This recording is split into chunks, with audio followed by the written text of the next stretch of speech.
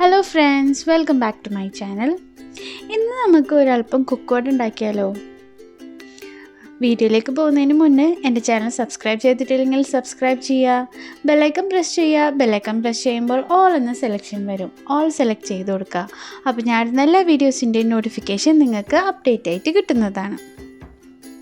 അപ്പോൾ നമുക്ക് കുക്കുവട എങ്ങനെ ഉണ്ടാക്കാൻ നോക്കാം.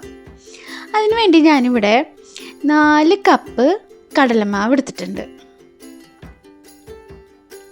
അപ്പോൾ നമ്മൾ കടലമാവ് കൊണ്ടാണ് കൊക്കുവട ഉണ്ടാക്കുക. അതിന് വേണ്ടി ഞാൻ ഇവിടെ 4 കപ്പ് കടലമാവ് എടുത്തിട്ടുണ്ട്.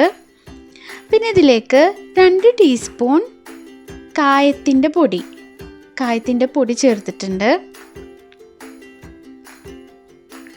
ഇനി ഇതിലേക്ക് വേണ്ടത് ആവശ്യത്തിന് ഉപ്പ് ചേർത്ത് കൊടുക്കണം.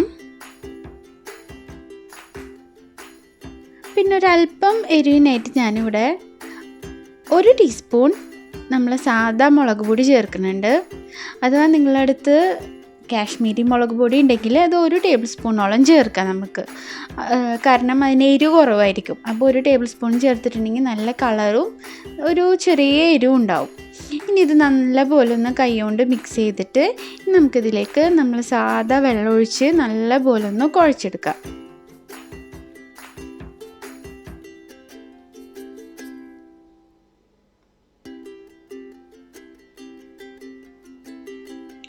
നമ്മൾ മാവ് കുഴച്ചെടുത്തിട്ടുണ്ട്.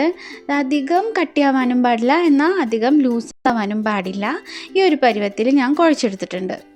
ഇനി നമുക്ക് വേണ്ടത് ഇടിയപ്പം ഉണ്ടാക്കുന്ന അച്ചുണ്ടല്ലോ, ഇടിയപ്പം മേക്കർ. അതിൽ നമുക്ക് നമ്മളെ കൊക്കുവടയുടെ അച്ചിട്ടിട്ട് ഇതിലേക്ക് മാവ് അല്പം ഇട്ട് നല്ല ഓയിൽ ചൂടാക്കിയിട്ട് അതിലേക്ക് വേണം നമ്മൾ പിഴിഞ്ഞിടാൻ വേണ്ടിയിട്ട്.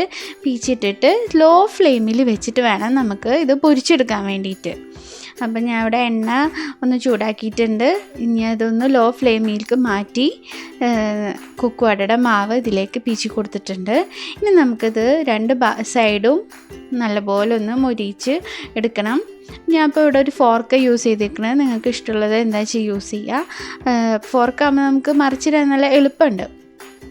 അപ്പോൾ ഒരു നോൺ സ്റ്റിക്ക് പാനിലേക്ക് ഓയിൽ ചൂടാക്കിയിട്ട് ലോ ഫ്ലെയിമിൽ വെച്ചിട്ട് നമുക്കിതിനെ കുറച്ച് പൊരിച്ചെടുക്കാം.